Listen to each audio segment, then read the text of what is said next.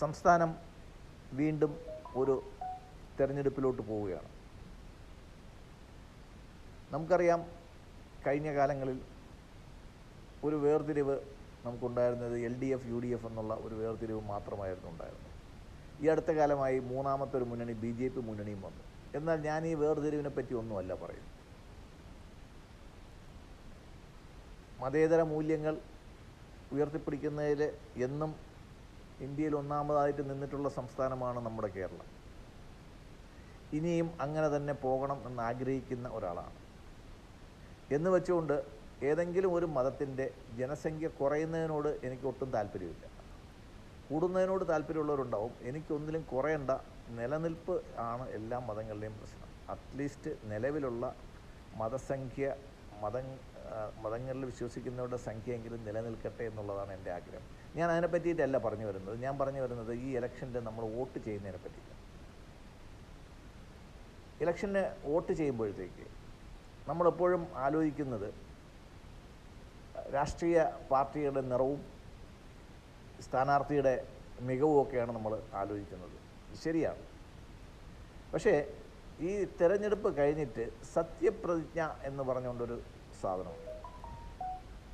അതോടെയാണ് ഈ തിരഞ്ഞെടുക്കപ്പെടുന്ന ആൾ MLA ആകുന്നത്. അതിൽ സത്യപ്രതിജ്ഞ ചെയ്യുന്ന ചടങ്ങ് ഞാൻ നിങ്ങൾക്ക് കാണിച്ചു തരാം. അതിൽ നമ്മൾ ശ്രദ്ധിക്കേണ്ടത്, ഈ സത്യപ്രതിജ്ഞ ചെയ്യാത്തവരാണ് നമ്മുടെ ഈ MLA-മാരിലെ ഭൂരിപക്ഷവും. അവരെല്ലാം സഗൗരവം പ്രതിജ്ഞ ചെയ്യുന്നവരാണ്. അതായത് വെറും പ്രതിജ്ഞയുള്ളൂ, സത്യപ്രതിജ്ഞയല്ല. സത്യം എന്നുള്ളൊരു വാക്ക് അതിനകത്തില്ല. രണ്ടാമത്, വിശ്വാസികൾ എന്ന് പറയുന്ന ഒരു സമൂഹമാണ് നമ്മുടെ കേരളത്തിൽ ഏറ്റവും കൂടുതൽ. അത് ഹിന്ദു ആയാലും ക്രിസ്ത്യാനി ആയാലും മുസ്ലിം ആയാലും. ഈ വിശ്വാസികളുടെ വിശ്വാസം സംരക്ഷിക്കാൻ താല്പര്യമുള്ളവരാണെങ്കിൽ, അതിന് കഴിവുള്ളവരാണെങ്കിൽ, അതിൽ വ്യഗ്രരാണെങ്കിൽ അവർ ഈശ്വരനാമത്തിൽ സത്യപ്രതിജ്ഞ ചെയ്യുമായിരുന്നു എന്നാണ് എൻ്റെ ബലമായ വിശ്വാസം.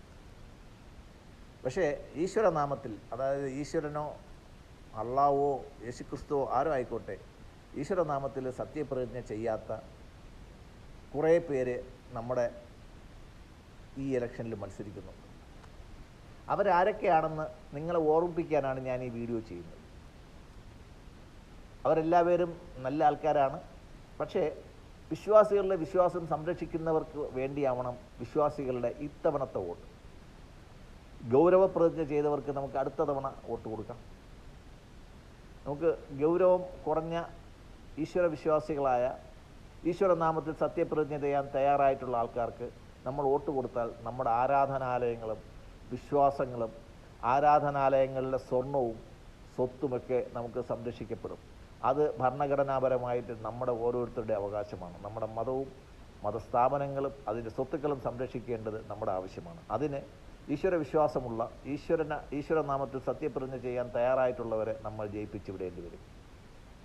സഗൗരവം പ്രതിജ്ഞയെ പറ്റിയിട്ടുള്ള ഈ വീഡിയോകൾ ചെയ്യാൻ എനിക്ക് ഏറ്റവും പ്രേരണയായിട്ടുള്ളത് ഇത്തവണ UDF സ്ഥാനാർത്ഥിയായിട്ടുള്ള ശ്രീമതി ഐഷ പോറ്റി അല്ല, ഐഷ പോറ്റിയുടെ കഴിഞ്ഞ തവണത്തെ സത്യപ്രതിജ്ഞയും അതുണ്ടാക്കിയ പ്രകമ്പനങ്ങളുമാണ്.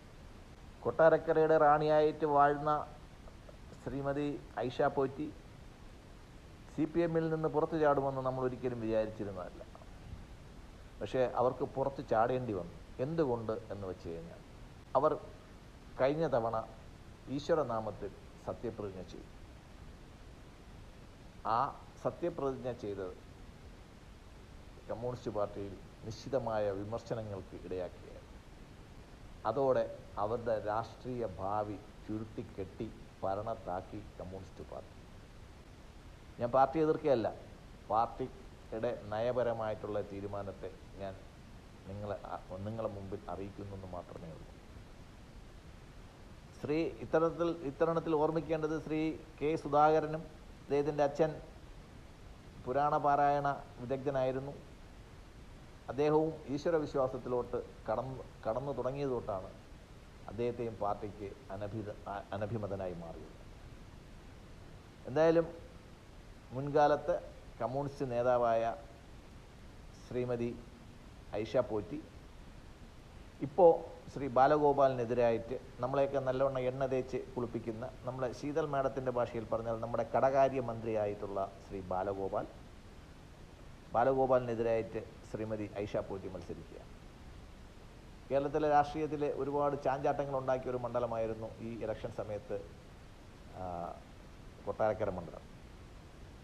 ഐഷ പോറ്റി കോൺഗ്രസിലേക്ക് വരുന്നു, കോൺഗ്രസിൽ സീറ്റ് കൊടുക്കുന്നു. അപ്പോൾ കഴിഞ്ഞ തവണ കോൺഗ്രസ് സ്ഥാനാർത്ഥിയായിട്ട് മത്സരിച്ച മാഡം അവിടുന്ന് ചാടി നേരെ എങ്ങോട്ട് പോയി? BJP-യിലോട്ട് പോയി. അങ്ങനെ 3 മുന്നണികളിലും കൃത്യമായ മാറ്റങ്ങളുണ്ടാക്കിയ LDF-ൽ നിന്നൊരു മുൻ MLA പോയി, UDF-നൊരു മുൻ MLA കിട്ടി, NDA-ക്ക് ഒരു മുൻ സ്ഥാനാർത്ഥിയും കിട്ടി. അങ്ങനെ 3 മുന്നണികളിലും കോളിലൊക്കെ ഉണ്ടാക്കിയതാണ് കൊട്ടാരക്കര മണ്ഡലം.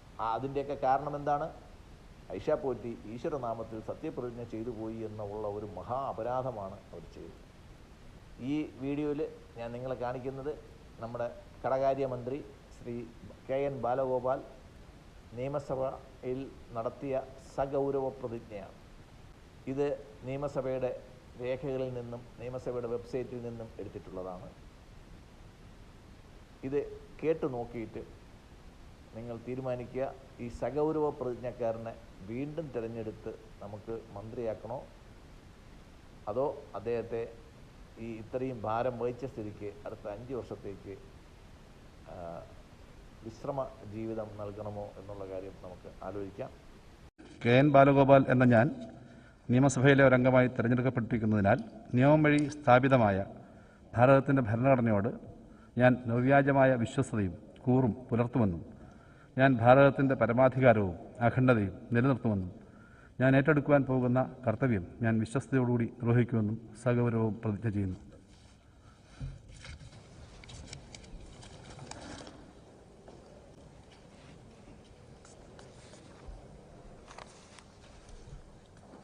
കേട്ടല്ലോ. ഇനി നിങ്ങൾ തീരുമാനിക്കുക ആർക്ക് ഈ ഇലക്ഷനിൽ വോട്ട് ചെയ്യണമെന്ന്. നന്ദി, നമസ്കാരം.